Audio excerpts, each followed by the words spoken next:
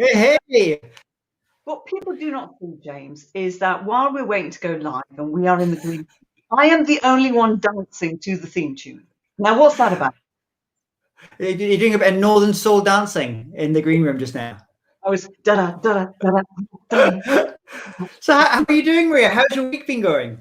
Oh, do you know, it's just I can't believe we're already in week 3 of I January know. and week when people give up their New Year's resolutions. Let's not go there No, because no. Actually, yeah, because this Monday was it was supposedly Blue Monday, and which is traditionally, I think, in Europe, the day when it's like the most depressing day of the year. But I found out, I was just reading about it, it's actually something that was invented by a travel company in order to get everyone to book their their was holidays it? to warm Ah, destinations. The marketing and ploy. we're So Blue Monday, it's not a scientific thing, really. It's a marketing plan. Anyway, and we're wearing blue. Fantastic. Well, listen, We so we've are. got a packed week this week. Shall I tell them or will We you? do. I'll tell him, shall I I? think you should So, tell them. Tell us. but you know, I'm going to tell him. I'm very excited. It's all things digital and social media this week, and hopefully James will be with us and not Daleki. You're a bit Daleki today. A bit your connection with your snowstorms is a bit, Yeah. you know. But we have a very special guest. Shall we bring him in? What do you think? Shall I introduce him? Bring him on. Bring him in. Bring him Bring into him. the room. Okay. Okay, let's see if I get the name right. It's Alexis Leseigneur, that's not easy to say without your teeth in properly, who is the Global Digital Manager at London Speaker Bureau. And we're going to pick his brain and find out some insights as to what LSB do and what we can pick up. So let's bring him in. Hello, Alexis. Hi, Maria. Hi, James. Lovely to be here. It's wonderful to have you. I'm going to see if I can make you big. Let's have a look. I'm going to move you across now because I've made me big. There you go. We'll give you the full screen. How nice is that? Perfect. Isn't it wonderful? It's wonderful. So listen, Alexis, thank you so much for joining us. James, what are you going to ask him first, would you say? Well, I was going to ask because you're the all things digital at London Speaker Bureau. So what's the traffic been like over the past few months or during the pandemic, and what are you finding just now when it comes to the traffic to the site? Well, that's a good question, and I think it's very positive, to be honest, because we do notice like a monthly increase in terms of visitors, even despite the fact that our industry have been impacted by the COVID, by like many other industries. But to give you an idea, if we compare 2020 to 2019, is like our lowest level of traffic in 2020 is still higher than the highest level of traffic in 2019. So this is pretty positive. And I think this is mainly because of what we do as a company and what we provide, because I think our clients and visitors have a great need for guidance, because we're expecting a huge period of uncertainty, and they are basically looking for answers, and they are expecting to get the right advisors. That's fantastic news, though. I think that's really encouraging to know that there is that much activity going on, because sometimes, if you're sitting at home and you're working from home, you're thinking, is there any business? And it's really good news to hear there is business, especially in this industry. We're working in the meetings and events and speaking industry where we've had a bit of a bashing. So to hear traffic's gone up is fabulous. Now, here's a question for you, though. In London Speaker Bureau, we know, because James tells us every week, that it's the global speaker bureau. So it's an international audience you're working with. What challenges does that present for you when you're having to deal with an international audience?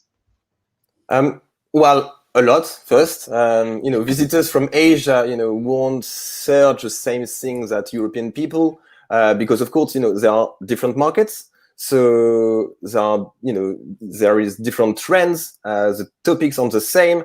I don't know, for example, Asia will be back on track faster than Europe. So they will go back to topics like, I don't know, performance, cybersecurity, but European will be still back and stuck at home.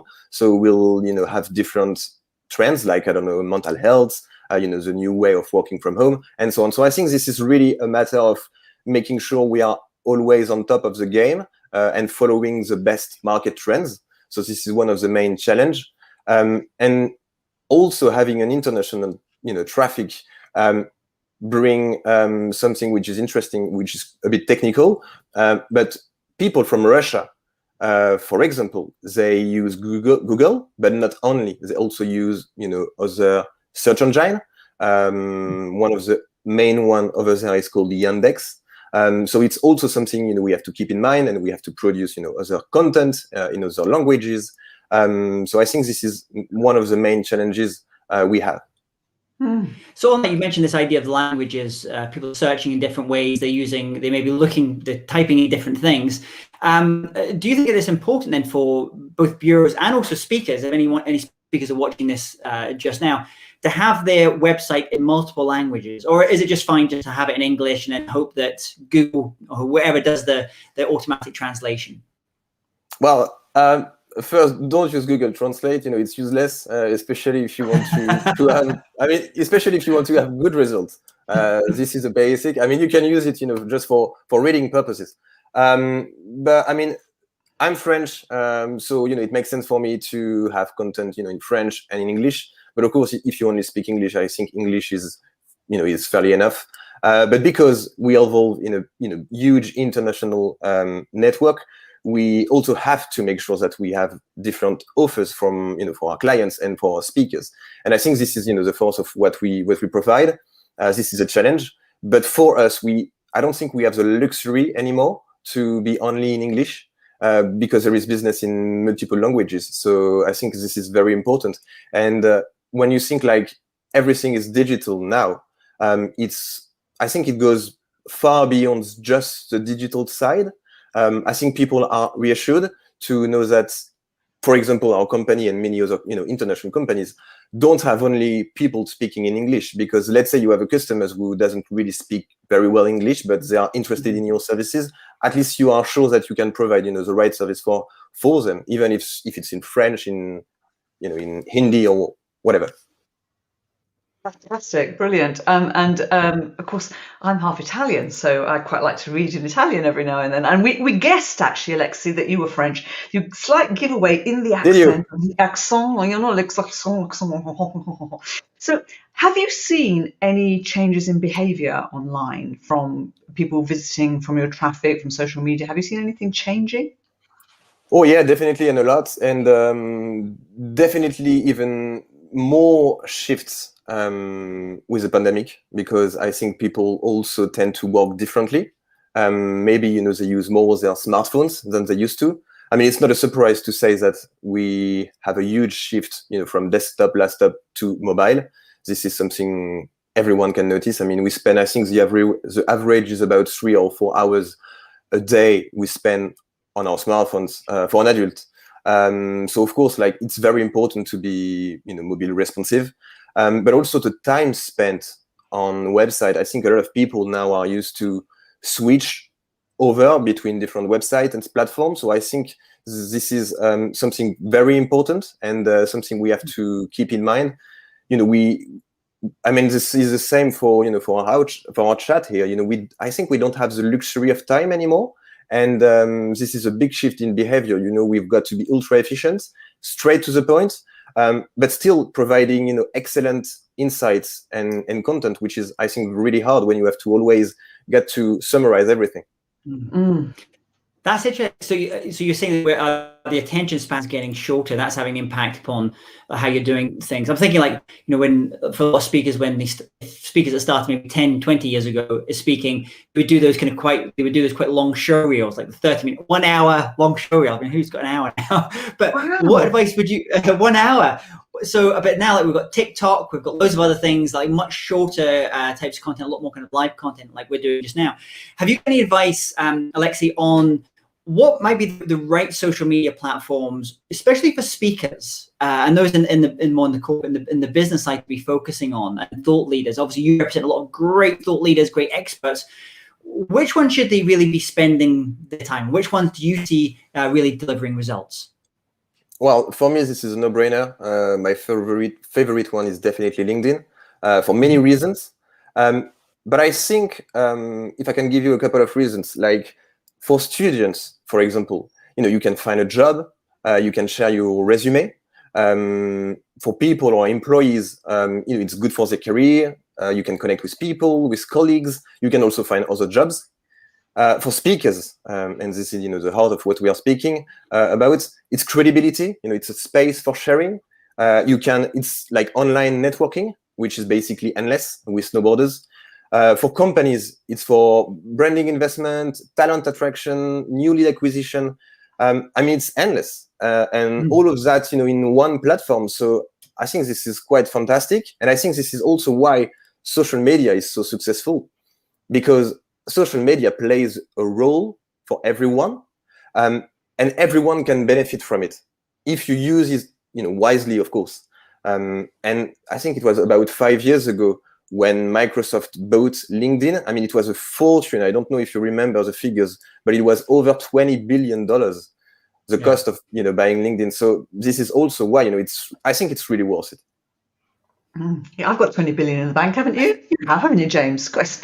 Peanuts. What are you going to do? What are you going to do with the money? There's only so much chocolate you can buy in a day. Exactly. So listen, you're obviously a regular watcher and viewer of the show. I know you're a huge fan, and you know that we have a section in the show which we call Tool of the Week. So I have to ask somebody who works in digital and clearly has to be very efficient and productive, and also somebody considerably younger than myself. What tool would you recommend? Well, because this is something we discussed internally a couple of days and weeks ago, a tool we also want to use more often, especially now, because, we use LinkedIn quite a lot, and as every platform, the algorithm, are updating. And a tool I could maybe promote or think about is a tool which has been created a while ago, which is called Bitly. This is basically a tool where you can shorten your URLs, so your links. It's been very used maybe about a decade ago or I don't remember when, but Twitter's character limit was 140 characters, which was very short. And it was a very useful tool when you wanted to share a URL, but a URL can be 30 characters long. So this was a very great tool. But I think now, today, many companies, speakers, and others could use Bitly because it brings a lot of accurate data, location, the source of the click, and so on. But also it allows you, like a brand, to brand your shortened link. So you got to make sure you always have your domain name, for example. So I think this is very important because it gives quality back to your URLs. So maybe we could finish this with a question like, if you consider using Bitly or other platforms, you need to ask yourself, why do I need Bitly? Is it for data, shortened links, or branding purposes? But I think it's very important, especially for social media, when we share content on platforms.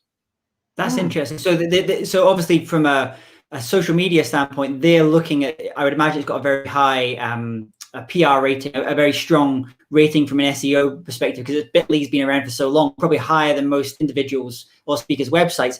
I know Gerd Leonard, who's a speaker from Switzerland. I think he maybe uses Bitly, but he has his own. I think it's GERD.ly, Gerdly, I think, or something. It's something like that. So he's kind of using his version, but you can kind of take your branding and actually use the Bitly tool to kind of put your own thing. That's great. That's a fantastic tool, Bitly. And we'll put these in the show notes as well. You love a gadget and a tool, don't you, James? You love it. I love it. Fantastic. So let me ask you, Alexis, where should people, if they want to connect with you and also with London Speaker Bureau, where should they be going? Which you mentioned LinkedIn there. So is that the place that they should go and find you and find about London Speaker Bureau? Yeah, of course, definitely go with LinkedIn. And of course, go check our LinkedIn page, so London Speaker Bureau page. I'm sure it's going to be on the comments. But please have a look if you want to get fresh insights from our international network. We have a lot of content which is very timely. So just have a look. Wonderful, wonderful, fantastic. Alexis, merci beaucoup. Thank you so much. It was a pleasure, guys. À bientôt. Fantastic, Alexis.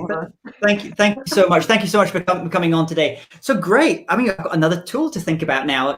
Bitly. That's the next. That's the next thing I'm going to have to go for. And another thing. So, if you're watching this live just now, welcome. You're watching This Week in Events, our weekly show.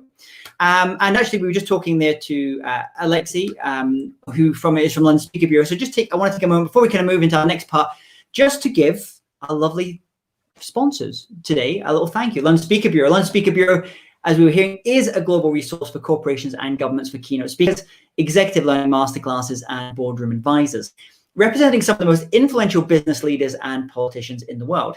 Named as the only global speaker bureau by International New York Times, you can find help in choosing a speaker for your next event by going to londonspeakerbureau.com or going to LinkedIn and going to that page, the London Speaker Bureau page that Alexis was just mentioning.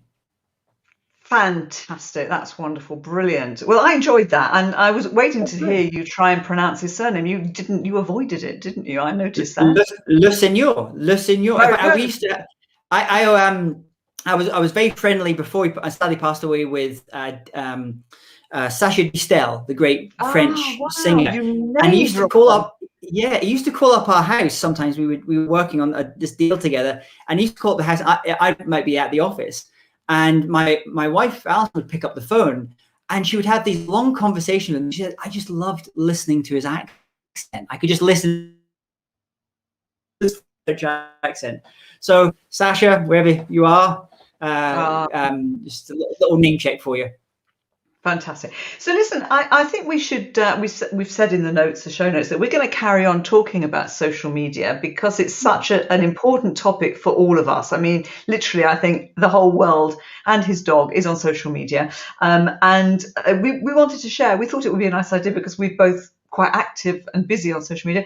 We thought we'd share some tips of what we've learned because we're quite old, aren't we now? Alexis reduced the average age of the show dramatically by coming on, but we're quite long in the tooth. You're still young. So we've got some tips then. So Maria, what's your first tip? Tip number one. We're gonna have 6 tips here for you on how to use social media, especially if you're a speaker. So what's your tip number one? My first tip, and I have to say I didn't always get this right, and I'm still working really hard on it, but be totally clear on who you're talking to. Who is your target? Who is your target market? Who is your target audience? Who are you trying to connect with? Because otherwise your content is going to be all over the place. It's not going to be accurate and specific and appealing to that particular audience. But also you're going to attract the wrong kind of people. And the idea, of course, is to be social and to communicate. So that's really important. Be totally clear on your audience and even make it clear on your profile to say, this is who I'm looking to connect with. This is who I'm looking to work with. This is who I can help or, who can help me. Be quite clear on that. Fantastic. So on that, because you were talking about being very clear, I think one of the great things that speakers can do if you really want to level up on social media is something I learned from working with a lot of my corporate clients, where if I start working with them, especially more as an MC than a keynote speaker, I'll ask them to send me their brand book or their brand guide. That just helps me understand what they're about, who their audience are, as you were just saying, how the language that they use when they communicate. And so something you can do pretty simply is actually create your own brand guide, your own brand book. And especially if you're working with other people to help you do your social media, it just helps them understand your brand voice and the kind of words you would use and the kind of things you wouldn't say on social media. Absolutely. Really good tip. What's your first tip then? Apart from you've already given a tip there, but what's your first tip that's not related to my tip? Well, I just stole your tip there and I kind of went on from it. So it's a yes and tip, I guess there. But the one I would say is this was talked to me by James Schramko, who's a great, really great on social media and understands online marketing. And he said, think when you come to social media or pretty much anything you do in business, think about who, not how. Not how.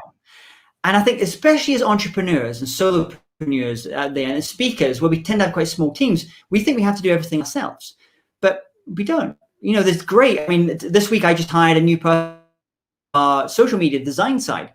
And that was just coming from the perspective, rather than me do this stuff and sit on Canva, let's find someone that can do it, and they're going to do a much better job at it than me. So that's my first tip. Sometimes it's who, not how. Fantastic. Here's my second tip then for social media. My second tip for social media: be consistent. So if you're going to do it consistently. Show up. We show up every Thursday, 5 o'clock live, suited and booted. Whatever's happened in the week, we are here. We are consistent. If you're doing a podcast, make sure you are consistent and you deliver your podcast regularly. If you are going to be sending out, putting something out on YouTube, just be consistent, and be consistent in the standard and the way you shop. And that's part of the branding thing as well. But I think the consistency thing is powerful because it takes a long time to become an overnight success. And that is that consistent, keep doing the work, keep doing the work. And in 30 years, you too could be a overnight success. You're so right. I mean, it's a friend of mine who's very big on YouTube, and YouTube's one of those things been around for ages. And he became an overnight success. He's got millions of followers and subscribers now. He became an overnight success, I think, in year 3. And he was doing 2 videos a week, every single week for 3 years before he really just started to take off. So you're absolutely right, Maria. It's that level of consistency. And I think that kind of applies to lots of different things. I'm still waiting to become an overnight success, incidentally. So if anybody can help me, that'd be great. It's coming. It's coming. Awesome. Okay. What about you? What's your second tip? I would say most of us are doing social media in some ways, but if you're thinking from a speaker's perspective, maybe you have your personal kind of social media, you're thinking about creating something more about your brand as a speaker. I would say focus just on one platform, really. And I made this mistake totally at the start, and I still make this mistake all the time as well, of trying to be too dispersed. And you mentioned that consistency, just focusing on one, maybe 2. I mean, if I'm a speaker, and I think I've asked you this question before, like which ones would be? Alexis said LinkedIn, absolutely. I think maybe for the more consumer focus, if you're more broader, then I'd probably go for YouTube as well. I think YouTube is a natural one, especially for speakers and trainers.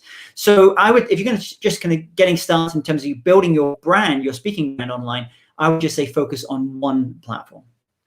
I'm very tempted to ask you now, because obviously the whole world is talking about Clubhouse. Have you ventured into Clubhouse? Have you dared? No, I've actually, I've got all this stuff. Loads of people have said to me about Clubhouse, about joining it. I might get in. It might be something I'll look at, but then it's like, what's it called? Sunset clauses on contract or those kind of, if I spend time on that, I'm going to have to get rid of something else. I don't want to add just more stuff. So what have you, Maria, have you started really being active on it? No, I reserved my name, and that is all I've done, because I'm not allowed to do anything more than what we planned to do this year, because I always overload the team, and they just focus. Your theme, Maria, for this year, I think you mentioned last week, is simplify. Simplify. Yeah. I'm a magpie. Yeah, sorry? You're an intellectual magpie. You're an intellectual magpie, which I love. If it's a shiny thing, I want it. And Clubhouse keeps falling to me, and I'm going, no, because I will just get distracted and also I've got, you've got to manage your energy, I think, haven't you, as well? And it is we're busy. Anyway, so my last tip, actually, and it sounds ridiculously simple, and do you know what? I don't do enough of it. I don't think many people do enough of it. It's social media.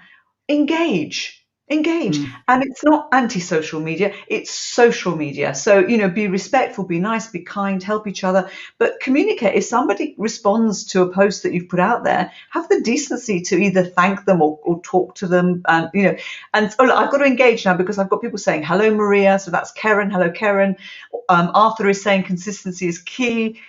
Ty said good day. So I've got to engage, because I've got to do what I say I'm going to do, right? So that would be my final tip, to engage with people. Don't just connect for connection's sake, but have some meaningful conversations. And I think this is where it's a little bit different, especially if we think about thought leaders or celebrities, or that, where previously the role of the big film studios was always to keep. In fact, partly actually part of the job of the bureaus used to be to have that wall in front of that famous person. And it's interesting, because that's kind of breaking apart. And so I think a lot of both speakers and also film stars and musicians have decided they can have a more direct relationship with their fans and the people that they want to be able to influence, and they don't have to go through that, and they can be a little bit more open. Now, how much open you want to be, I think that's a personal decision, and that kind of comes back to the brand thing, I guess, as well. I think we've got Karen just asking here, talking about giving feedback. We've got Ty and Arthur. Karen, good to see you here, Karen. So Karen was just asking, I'm going to let you answer this, Maria, because you're the person that's controlling all of this, all being done by Maria from the back here. Which tool are we using for this live broadcast? Is it Zoom or something plus something else, or what are we using? No, we're using StreamYard. So we're on StreamYard at the moment, and we are using Ecamm Live virtual cameras. And the reason we're using virtual cameras is so that we can have, because we're not really in front of these buildings and in front of, this is not really the view from my window. I'm sorry to, disillusion everybody now. I've ruined it all, I know. But in order for us to have our green screens and our backgrounds, we need to use a virtual camera, which is Ecamm Live. Otherwise, we wouldn't necessarily need that, but Ecamm will allow us to do other stuff too. So we're using Ecamm Live with StreamYard. There you go. Oh, and Karen, she was a guest on my podcast right at the very start. We were talking about consistency. Like, I think she was probably at episode like 50 or 60, and we're like 300. And Karen's really interesting. Karen's background is in cybersecurity, understanding all that world and the ethical hacking. And so check out Karen Elizari. She's a speaker. I'm going to give you a little hat to kind of mention there as well, Karen. So yes, StreamYard, and it's really good. And in fact, I think we're going to be trying something new soon. Hopefully, I was doing it this week. Don't say anything. Okay, don't say I'm not allowed to say anything. Do you know what? You cannot keep a secret, James. And this terrible. is dreadful, absolutely dreadful. I should be having a word with you. Now, listen. What's your final tip for social media? So my final tip on social media is, frankly, you don't have to do any of it. Yeah, true. Yeah. I follow lots of people in different fields in the arts and sciences and business. They don't do any of this stuff. You don't have to do any of it. And I think once you kind of go from that perspective and go from a more minimalist perspective coming into it, it's great to experiment, but you don't really have to do any of it unless you want to, unless it feels aligned with your brand. So, and I think then you have to decide from a branding standpoint, if you're a top economist, maybe going on TikTok and doing like funny dancing videos is maybe it's going to make you stand out. Maybe it is fine. It's on brand for you. But I think you have to kind of think about what you're trying to do and who your audience is, kind of going back to what Maria said at the start there, and really feel, does it have integrity with what you're about? Because frankly, most of these things will be gone in a few years' time anyway, in terms of individual platforms. So I would be trying to spend a little bit more time on creating stuff rather than necessarily always the communication and the marketing and the promotion of it. Wow, they're going to be gone, James? Do you know something I don't know? Really? They're all gone. Were you not on MySpace? I was a big MySpacer at the start. They're all gone. It's all like empires. They all go up and then they come down. That's the way it. Oh my goodness! Yeah. Wow. Okay. Cool. So anyway, so those are the tips that we've shared. Yes. We've got to do our tool of the week as well, haven't we? Yes, we do. So I think you should go first with your tool, because I'm thinking about it just now after you told me about what your tool of the week is. Oh, okay. I'm not going to show you the tool of the week because it's going to be too difficult, because I'm going to blind you with lights. But I've had some really bad neck ache recently, and I use an iMac on my desk, and my desk goes up and down, which I've shared with you. But I don't want to stand all day. I like to sit, and when I'm sitting, I get this neck ache. So I got myself a riser, a simple. It's about this high, where I can put my computer onto it and raise it. So I've raised it, and now I'm sitting straight, back straight, and now I'm getting other aches. But at least I should be able to hopefully get rid of my neck ache, and that will help. And I'm sure it's much better for me for my posture.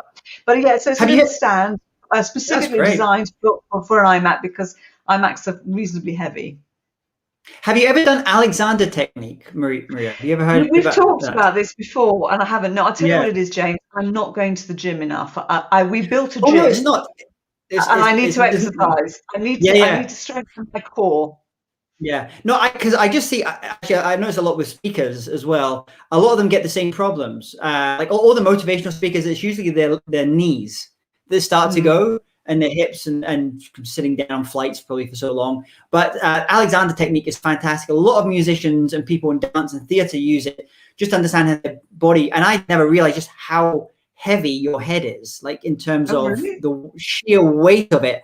And just by that moving forward a little bit, and it's good. So check out, there was a company I did some stuff with recently, and every single employee that starts that company get a free Alexander technique session with an Alexander specialist, just to help them get their posture when they're working at I their should desk. check Really that nice. out. Brilliant. Thank you very much. Brilliant. There you go. What's your tool? What's your tool, app or gadget? What have you got? So I've got a slightly different one. Normally we don't talk about books, and I've realized as I picked up this book, it's not going to show. So let me. Is it not? I'm going to show it. You're not going to see it because it's a green cover. No, it's not going to work. It's not going to work. It's a green cover.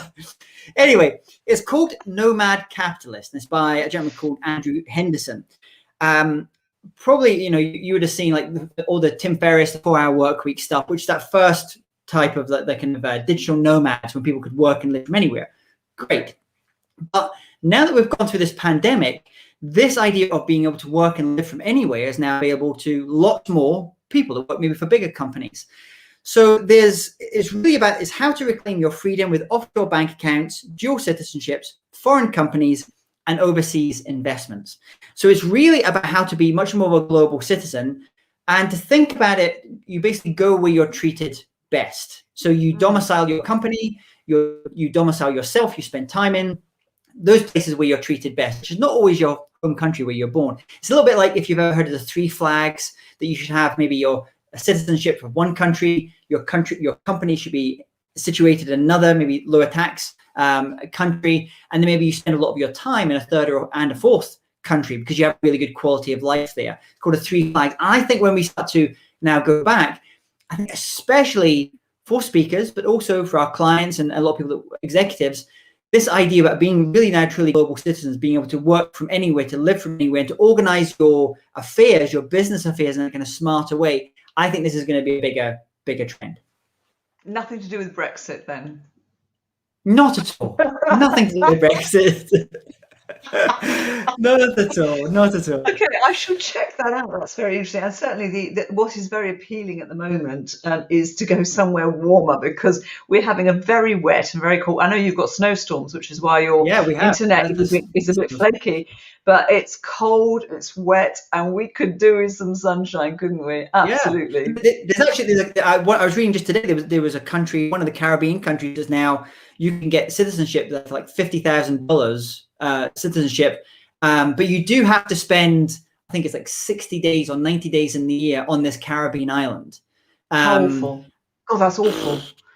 I don't know if I could do that. Yes, go check it out. Send me a link. I should be applying. Brilliant. So all the things we mentioned today, Maria, if anyone's watching this just now and you want to go and check out the links that Alexis was talking about, the links that Maria for her tool, the link to the book, The Nomad Capitalist, just go to thisweekinevents.com and your details there, and you'll have the links for this show as well as all the previous shows. You can check out some of the previous episodes. Lovely jubbly. Well, listen, it's been lovely to see you, James, as always. Have a lovely rest of evening. Thank you. And thanks for watching. And my name is James Taylor, keynote speaker on creativity, innovation, and artificial intelligence. And listen, I've got my fame now after 30 years. I'm now, I've got, you know who I am. You know who you are. Take care, everyone. Stay safe. Stay well, everyone. Bye.